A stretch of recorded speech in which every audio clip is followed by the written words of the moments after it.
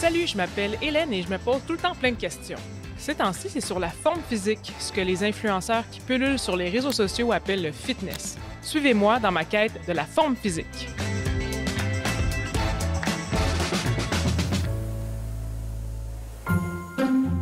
Durant mon adolescence et une bonne partie de ma vingtaine, la forme physique, bof.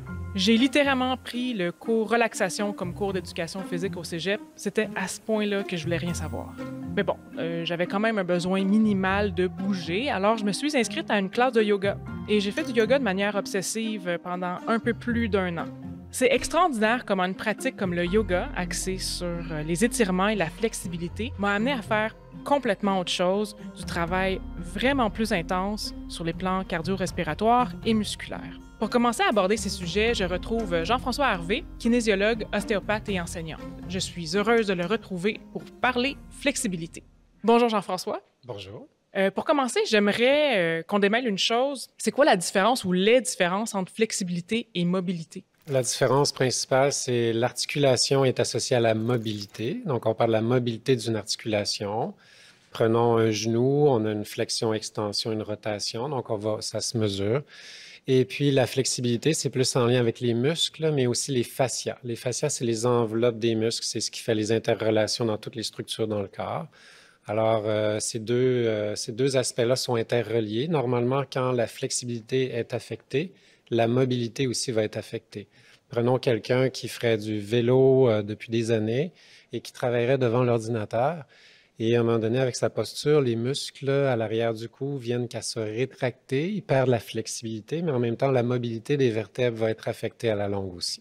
C'est quoi le rôle d'une bonne flexibilité slash mobilité dans la forme physique globale? Ben, en fait, c'est vraiment pour être fonctionnel, pour pouvoir faire des mouvements avec fluidité, avec harmonie, des mouvements efficaces. Et puis, par exemple, en faisant du ski de fond, quand on fait une extension de la jambe vers l'arrière, on a besoin d'une certaine flexibilité. On parle du muscle psoas, entre autres, devant la hanche.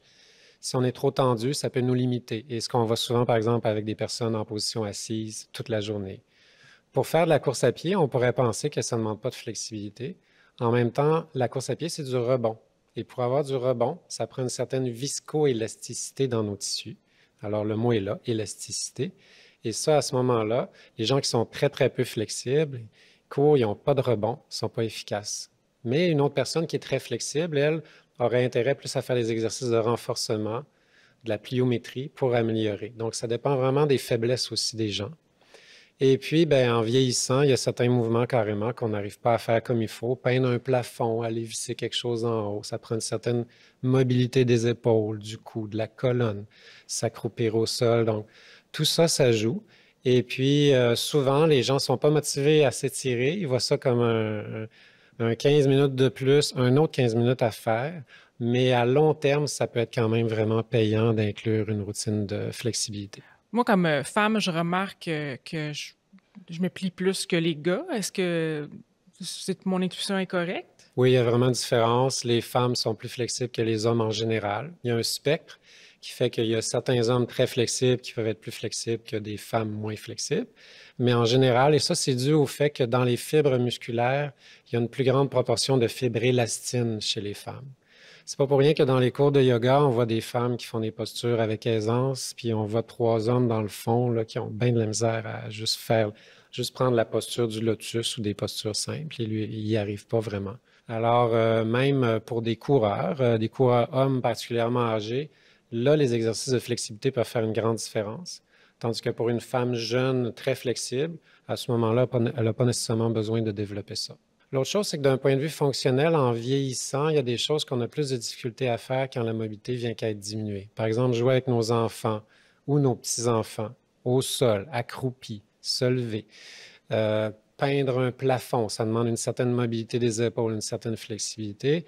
Alors, c'est quand même utile d'avoir un minimum sans nécessairement être un acrobate de cirque. J'ai entendu dire que la flexibilité peut avoir un effet sur le système nerveux. Est-ce que c'est vrai? Oui, bien, un des effets des exercices d'étirement, c'est de calmer le système nerveux. Alors, le tonus musculaire est régulé par le système nerveux central. Et si on fait un exercice d'étirement, on a un effet calmant. Et donc, on parle souvent de système sympathique, action-réaction, adrénaline. On a tendance à s'en aller plus facilement vers le parasympathique, le fameux récupération, digestion, tout ça.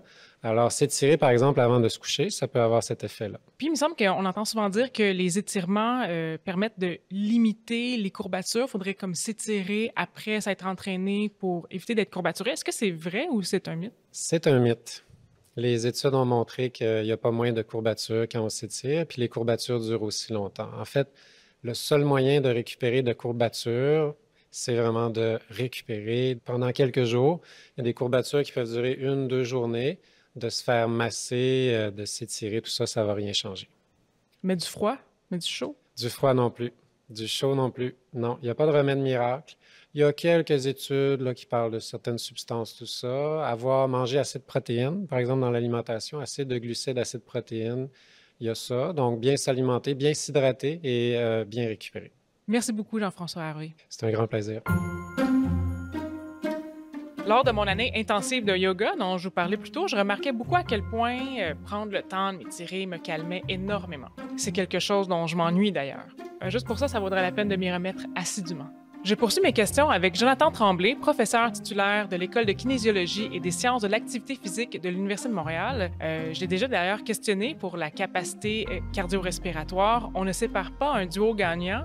Jonathan Tremblay, c'est un plaisir de vous revoir. Bonjour, merci. Oui, c'est un plaisir de vous revoir aussi. Quand on pense flexibilité, on pense souvent au yoga. Si on prend, par exemple, quelqu'un qui fait du yoga 4-5 fois par semaine, mais qui fait juste ça, est-ce qu'il est en forme? Bien, il faudrait premièrement définir qu'est-ce qu'on entend par la forme. Parce que la forme physique, c'est quand même quelque chose qui regroupe plein d'habiletés. Donc, la flexibilité, on pourrait considérer que ça constitue une habilité physique qui est importante. Mais quand on fait du yoga, on ne fait pas juste de la flexibilité. On fait aussi, ça dépend du type de yoga qu'on fait, mais on fait aussi une certaine forme de renforcement musculaire, de la stabilité, de l'équilibre. Donc, il y a plein d'éléments dans le yoga qui peuvent contribuer à la forme physique. Mais si on fait seulement du yoga, ce n'est pas suffisant généralement pour répondre à la question, disons, je suis vraiment en bonne forme physique générale. Ça devrait reposer sur d'autres capacités physiques aussi qui sont peut-être moins présentes dans le yoga traditionnellement. Pourquoi ce serait important, en fait, d'avoir une composante flexibilité ou mobilité à notre entraînement?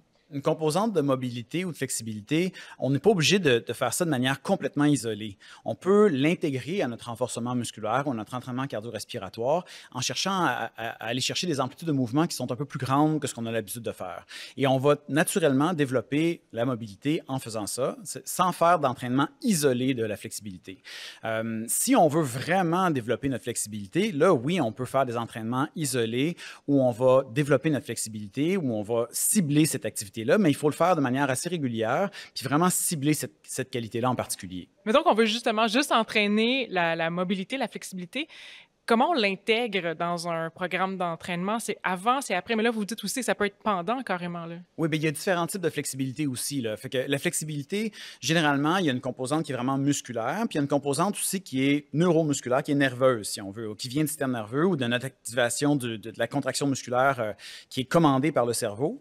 Et donc, si on vise faire un entraînement musculaire ou un entraînement cardio-respiratoire, dépendamment des amplitudes qu'on a besoin d'aller chercher dans notre entraînement, peut-être qu'avant, ça pourrait être intéressant de mobiliser l'articulation. Mais ce n'est pas de développer la flexibilité, c'est juste de travailler sur le muscle pour le préparer à faire une activité qui va être avec une amplitude articulaire qui est un peu plus grande. Si on veut développer la flexibilité en soi, développer l'amplitude de mouvement, c'est mieux généralement de le faire après nos séances d'entraînement ou de manière complètement isolée dans des séances séparées. Et là, ça va nous permettre de vraiment développer cette capacité-là à étirer le muscle de manière relâchée. Parce que la flexibilité, si on fait des étirements statiques, qui sont vraiment les étirements qu'on maintient pendant une longue durée, qu'on bouge pas, là, oui, c'est ça, 30 à 60 secondes et plus, puis qu'on maintient ça longtemps, ça peut nuire à la performance, nuire à la capacité à produire une certaine force, une puissance. Et donc, il faut faire attention si on le fait juste avant ou dans les heures qui précèdent un entraînement, ça peut interférer aussi avec notre capacité à faire un effort. Et pourquoi ça interfère? En fait, c'est que quand on étire le muscle, on inhibe certains processus neuromusculaires. Et si on fait cette contraction-là très longue avant, bien, on apprend au muscle à se relâcher et non pas à performer ou à faire une force, à produire une force. Quand je me fais masser ou que je vais chez le physiothérapeute, j'ai plein de points gâchettes, là, que juste me toucher, ça fait super mal. Pourtant, j'ai l'impression qu'en faisant du sport, au contraire, je me délie les muscles, particulièrement après, bien sûr. Est-ce que c'est mon activité physique même qui causent ces points gâchettes-là, ces nœuds-là? Pas nécessairement. En fait, c'est peut-être des postures qu'on maintient pour le travail, des postures même en regardant un film à la télé, dans notre salon, dans une posture un peu bizarre. Si on maintient cette posture-là assez longtemps, des fois, des groupes musculaires qui sont sollicités, qui vont soit être étirés longtemps dans une même posture ou qui vont être contractés longtemps dans d'autres postures. Et ça peut mener à certains nœuds avec le temps, là, si c'est répété longtemps. L'activité physique, par contre, si on fait un mouvement musculaire ou un mouvement quelconque dans un sport quelconque, puis qu'on le répète souvent avec les mêmes muscles, puis qu'on n'a pas beaucoup de diversité dans le mouvement, ça peut éventuellement peut-être mener à certaines contractures. Et donc, ce qu'il faut, en fait, c'est diversifier le mouvement. Diversifier et aller chercher des amplitudes qui sont plus grandes, essayer de prendre conscience aussi sur l'exécution du mouvement. Et puis, généralement, l'activité physique en soi va être bénéfique pour délier les muscles, délier peut-être ces nœuds-là, entre guillemets, qu'on peut avoir, si c'est fait de manière diversifiée et avec une bonne progression et avec une bonne amplitude de mouvement aussi. Ce serait quoi les autres meilleurs moyens pour relâcher les muscles, être flexible et bénéficier justement d'une amplitude de mouvement maximale? C'est simplement de faire de l'activité physique qui est diversifiée, qui est variée, sur des amplitudes qui sont variées aussi, qui sont grandes, courtes et des mouvements qui sont plus simples, des mouvements qui sont plus complexes. Et puis d'essayer d'avoir une bonne exécution de mouvement. Ça, c'est dur à savoir des fois si on n'est pas familier avec le domaine. C'est là que c'est intéressant d'aller voir un professionnel, des fois des gens qui connaissent bien l'exécution du mouvement. On peut faire aussi des étirements. L'étirement n'est pas mauvais en soi. Les étirements vont nous permettre d'allonger le muscle un petit peu, peuvent nous permettre de relâcher les muscles qui sont tendus, mais ce n'est pas nécessairement de l'isoler dans une séance d'entraînement séparée. Il y a des gens qui sont nés, on dirait, très flexibles, d'autres qui ont beaucoup de misère, pas du tout même, là. Donc, si on n'est pas flexible, est-ce qu'il y a comme de l'espoir, justement, pour ces gens-là? Oui, on peut développer notre flexibilité, notre mobilité. Ça va reposer sur un entraînement ou une pratique régulière de la flexibilité ou des étirements. Il y a des gens qui sont plus flexibles, mais ce n'est pas nécessairement lié au muscle nécessairement qui est flexible en soi, parce que la flexibilité, ça repose sur notre anatomie, sur comment nos os sont organisés, comment les tendons sont insérés, à quel endroit. Ça dépend sur la longueur des muscles aussi, qui est basée un petit peu sur notre génétique, notre hérédité. C'est basé aussi sur notre capacité à relâcher les muscles. Et donc, tous ces phénomènes-là, ensemble, vont amener une certaine amplitude de mouvement, une certaine flexibilité. Et oui, ça s'entraîne, ça dépend de notre intention, de notre volonté à développer ces capacités-là, puis comment on est capable de l'intégrer dans nos activités quotidiennes. Si, mettons, on fait une pause de yoga qui nous fait particulièrement mal, est-ce qu'il y a un moment qu'on ne souffre plus?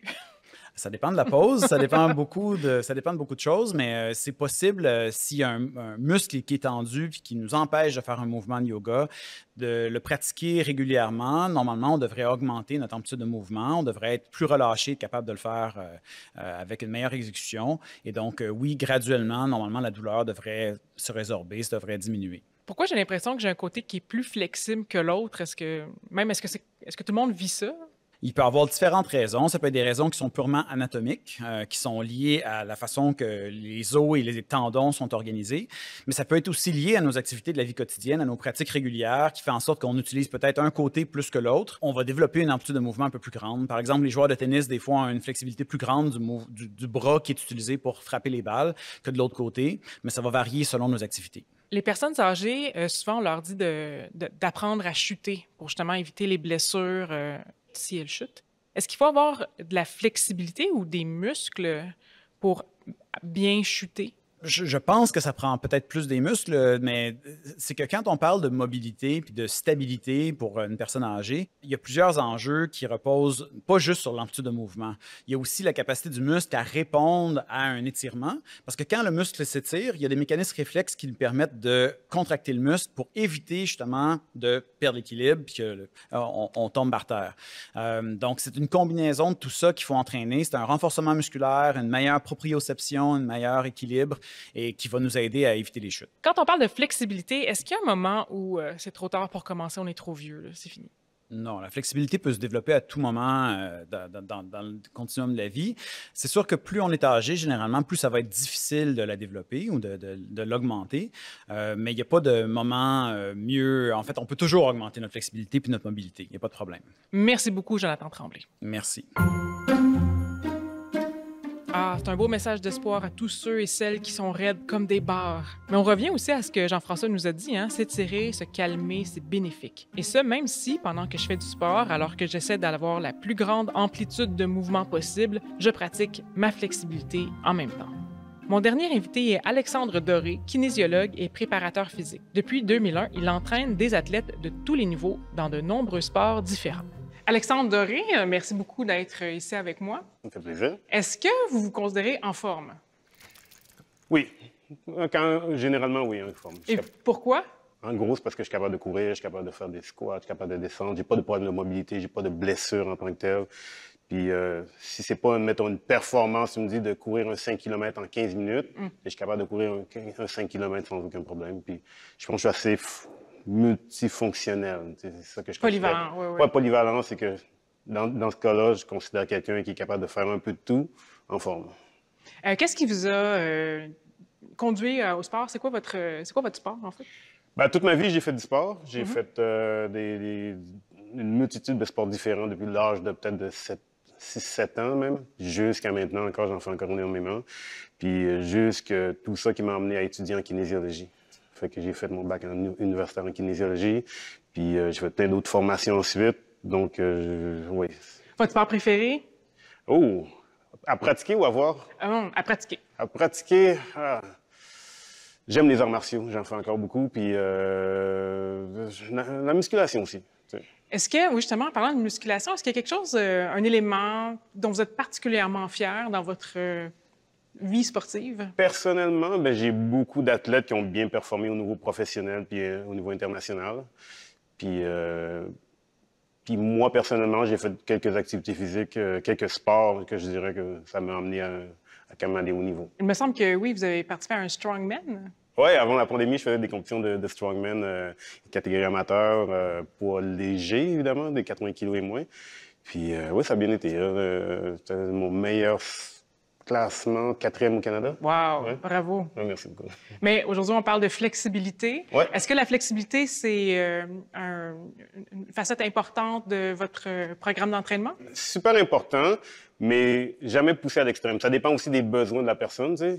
Pas tout le monde qui a besoin de faire un grand écart, mais être capable au moins d'être fonctionnel et de descendre ses fesses à terre en position de squat, avec respecter l'amplitude de ton articulation jusqu'au maximum, sans douleur, sans problème, sans que ça dévie d'une manière quelconque.